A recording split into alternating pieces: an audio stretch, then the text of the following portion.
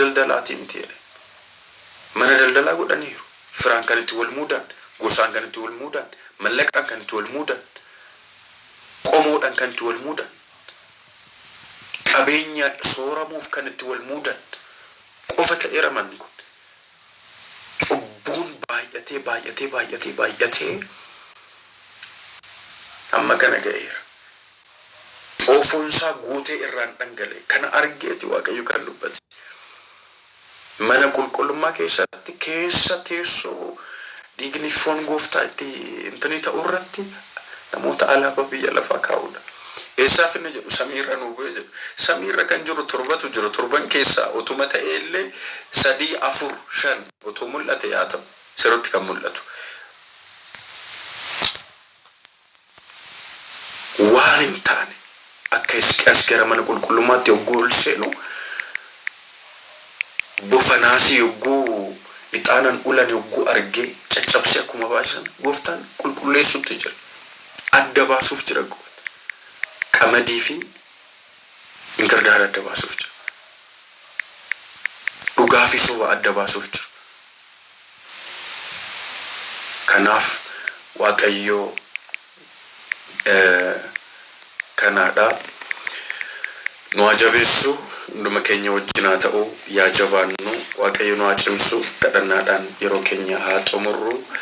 Waaqayyo hunduma keenya wajjin haa ta'u kan nu barsiifate kan nu gorfate gooftaan keenya kan ulfaatee fi kan kabajame haa ta'u isa kan ibsuudhaafani namoonni baay'een burjaaji'iinsa keessa waan jiraniidhaaf.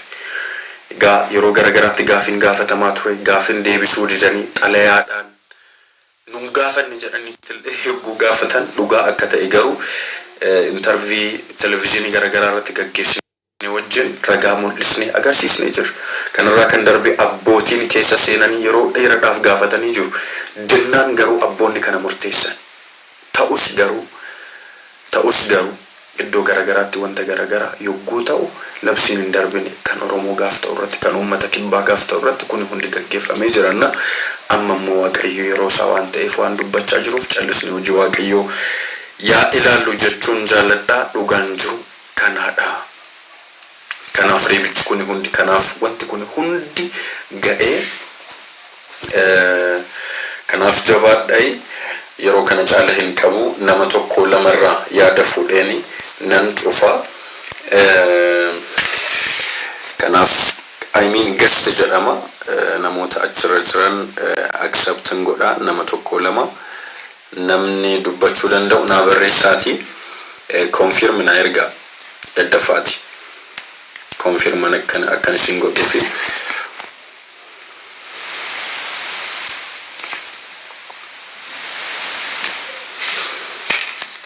Dafatina ergati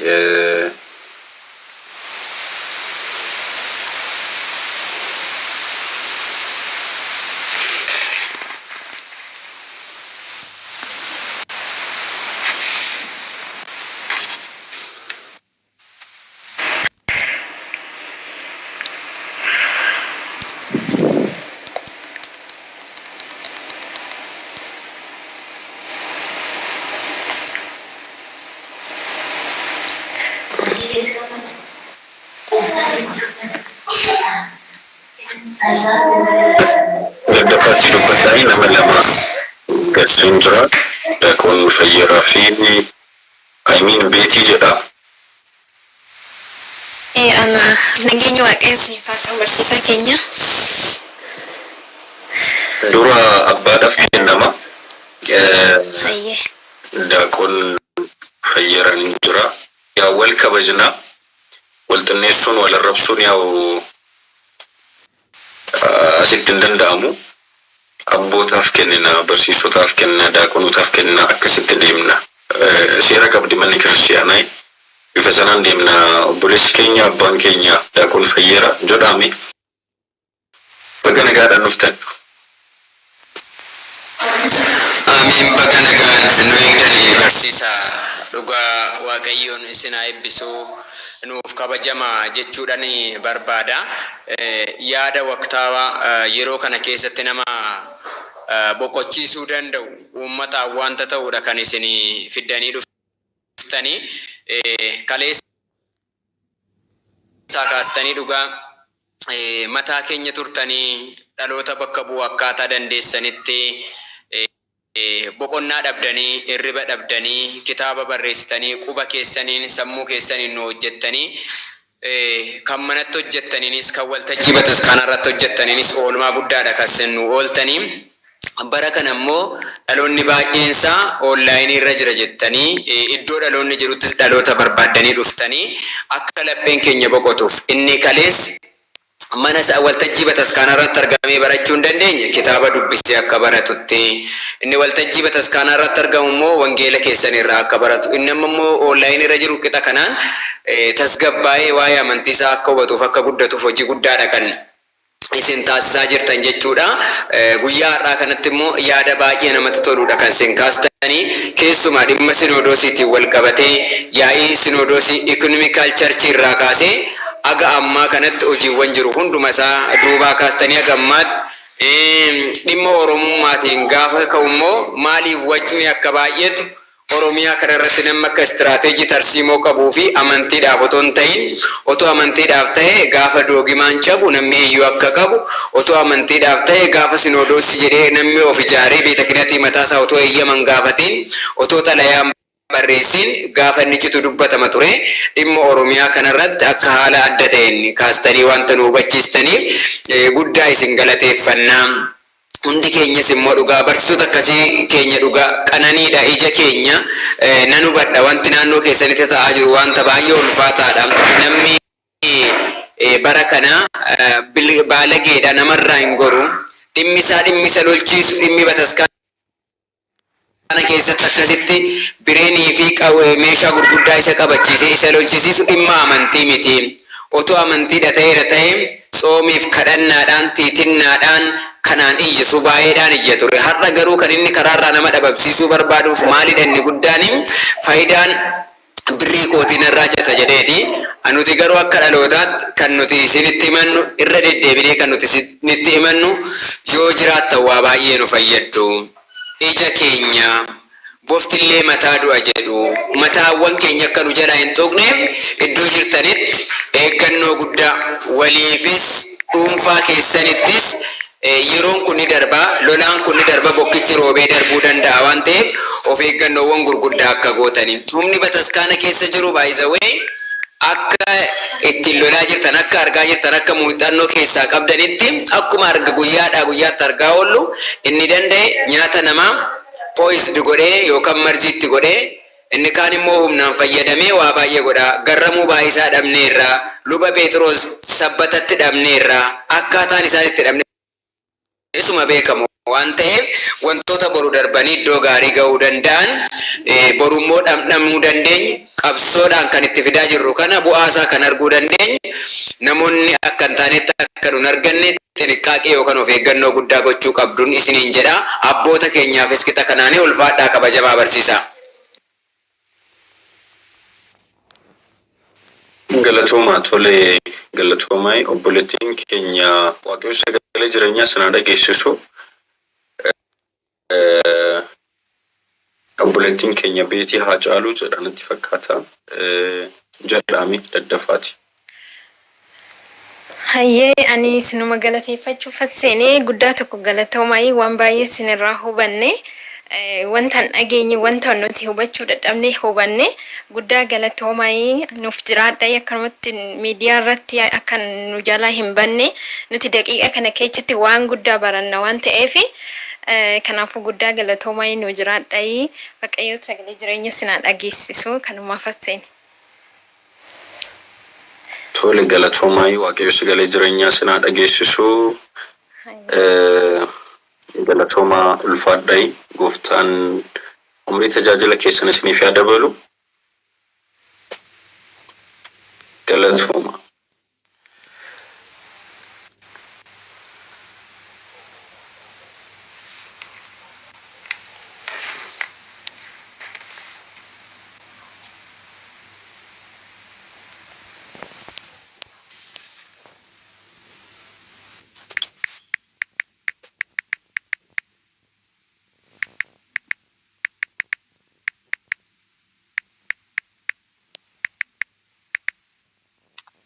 Siifan Biraanuu jedhama. Jedhametti fakkaata. Diyaaqoon Gaaddisaa B jedha. Dhaga'ama miti? Eeyyeen dhaga'ama. Diyaaqoon Gaaddisaa hin dhaga'ama?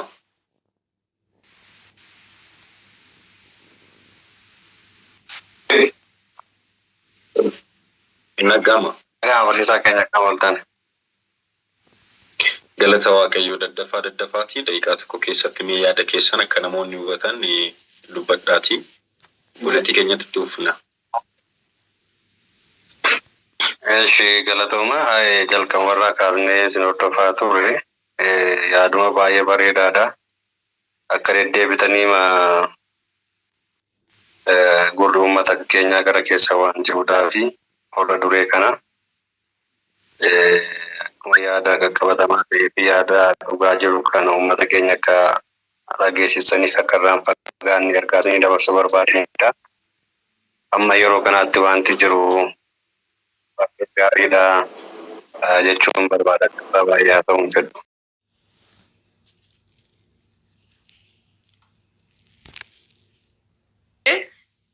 Lafti kun paappaasonni akka shoomaman Oromoon akka dammaqu Oromoon naftanyaarraa yookiin finxaaleeyyiirra akka ba'u waan baay'ee hojjedheera. Kanaaf atu isin beektaa barsiisaa Daani'el akka koree sana keessa hin jiru. Itti aanaa gaggeessaa taanee Abbaa Gabra Maariyaam faana yookiin Abuna Gabriel faanaan hojjedhee kunoo akkatti hin dhaabne amma immoo xinnoo ishii gidduutti muummicha galanii dhaabanii malee xurutti deemaa jirra. Ammas boor ganama guyyaan kan keenyadha. Booris Amleen keenya toon tuqamiin, humni keenya toon laafiin, irreen keenya toon waa tokko toon nutti hin dhagaamin lafa hin qabsiifna. Kun ejjennoo kooti, ejjennoo waaqaatis yeroon isaa waan ga'eef. Kanaaf akka kanatti wal yaadannu ani baay'ee dhiibbaan narra ga'eera. Bakka deemeetti, bakka ramadameetti toona buqqisanii, otoo na dhiibanii, otoo olii gadi na karkaarsanii har'a ga'eera. Indoo morroo guduruurra kan naari'e Abuna Naatnaa'elidha. Inni amma Minilik faarsu. Minilik akka waaqatti kan faarsudha Abuna Naatnaa'el. Isatu horroo guduruun innaa gara sibkatiin sun dhaabbatu anadha. Halaafii ta'eetan hoogganaa kan ture. Kan achii na baasee isadha. Kanaaf ammas taanaan haloo nagaama miti. Kanaaf ammas taanaan ijoollee biyya alaa. Ijoollee biyya alaa. Biyya keessas kan jiraatani lammii keenya lammii Oromoo kan taatani lammii sababa kan biraas sabaaf sablammoonni wanta kana kan nu deeggartani yoo jiraattani ammas Waaqayyoon kan daldaltanii kan barattanii kan mana namaa teessanii kan hojjettanis hundumti keessan bakka jiraattanitti afurri Waaqayyoon sinaa eebbisu. Hamaa siin hin argin achis hojjettanii gara biyya keessanittis nagaa akka deebitanii hawwiin keenya kadhannaa keenyadha. Kanaaf biyya ormaa kan jiraattanii ilmaan Oromoo Waaqayyoon hundumarra sinii tiksee biyya ormaatiin sinii faana Waaqayyoon dhaabbatee hamaan otoo sin tuqin hamaa otoo sin hin argin waa tokko otoo sin hin tuqin immoo gara biyya abbaa keessan biyyaadha keessan Waaqayyoon nagaadha akkasin deebisu Waaqayyoon kadhannaa keenyadha tsalootii keenyadha. Kanaaf isa amma nuti immoo kunoo barsiisaan Daani'el faa baay'ee karaa miidiyaa hojjechaa jiru.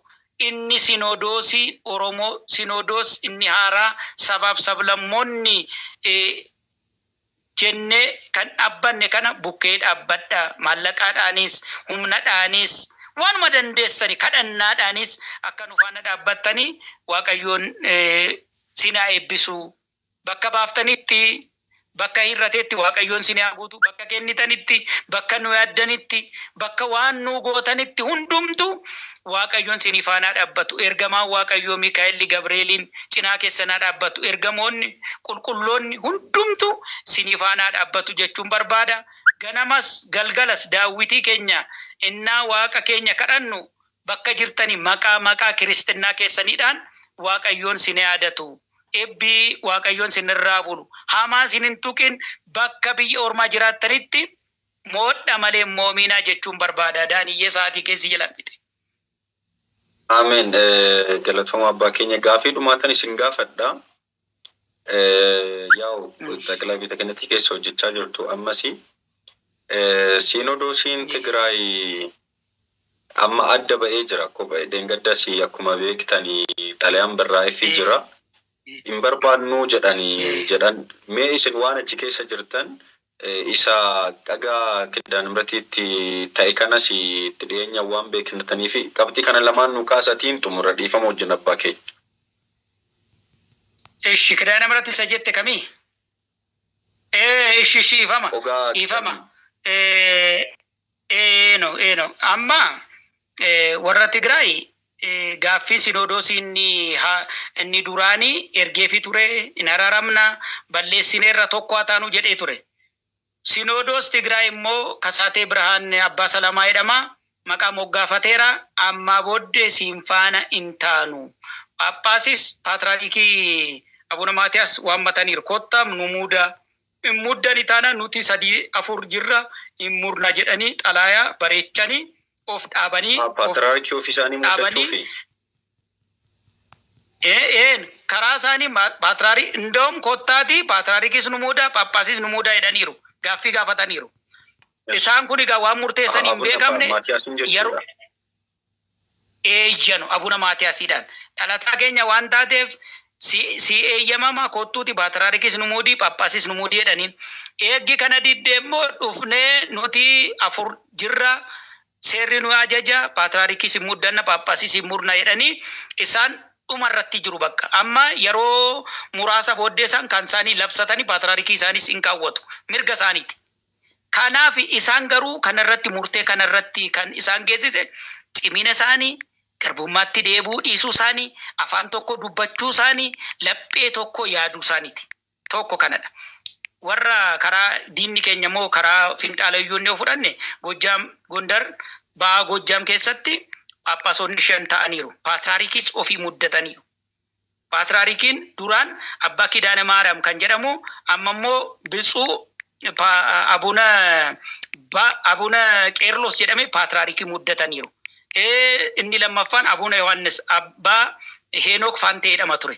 Isaan kunatu lama ta'aniiti Paatraarikii Phaaphaasii muddatanii. Amma immoo 3 dabalatanii 5 ta'anii ba'aa Gojjaam ofuma isaanii lafaa kaanii ila amma Abuna Saawiroos fa'i dhiifama abbaa keenya lafuma ila amma fakkeenyaa fi Abuna Saawiroos fa'a Paatraarikiitu isaan muude Abuna Zeenaa Maarqoos Abuna Isxaaxiyoos Paatraarikiitu isaan muude isaan immoo Phaaphaasota biraa muudan jara amma jettan kana sadan jara amma jettan kana hoo Paatraarikiitu isaan muude moo eenyutu isaan muude lafa 0 irra kaaniiti ofii isaanii muudanii ila seera cabsanii amma ofum mudanii duwwaadhaan ila gaaf tokkodha gaafuma tokko Abbaa Kidaane Maariyaam kan jedhu Paatraarikii mudanii ofum mudeeti Abuna Qeerlos jedhame Paatraarikii ta'e.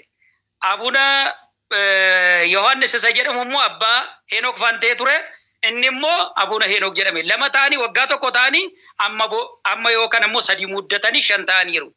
Kan isaanii Oromoon haa dhaga'u. Kan isaanii hin dubbatamu, kan isaanii hin balaaleffatamu, kan isaanii hin dubbatamu. Garuu Oromoon ammana too baay'atu biyya kana keessatti miliyoona 60 amma 70 kan ta'u Oromoon nama dhabeet, mootummaa dhabeet, fira dhabeet kan isaa taanaan akkas ta'e. Kanaaf amma Abuna Saawiroos, Abuna Zeenaa, Dooktar Abuna Yoosxaaxiyoos isaan seerri hin eeyyamaafi. Matsaafni hin eeyyamaafi. Fitaana gastiin eeyyamaafi. Garuu kan isaanii fitaana gastiitiin eeyyamu duwwaarra 0 irra ka'anii amma 5 ga'aniiru. Kan keenya garuu Paatraarikirra muudanii dhufanii episkooposaatiin muudanii matsaafni hin eeyyamaaf fitaana gastiin. Akka kanatti kan keenya garuu dhibbaan nurra ga'u. Nama dhabuumsa keenya, reebamuu keenya, dhibamuu keenya Oromoon biyya alas biyya keessas beekuu qaba kana. Nama dhabuu keenya. Inna kan keenya ta'u isa obbo Shimallis jedheera boo'uu danda'u, iyyuu danda'u, maqaa balleettii danda'u. Kanaan afaan isaanii fayyadamanii mirga keenya nu sarbaa jiru.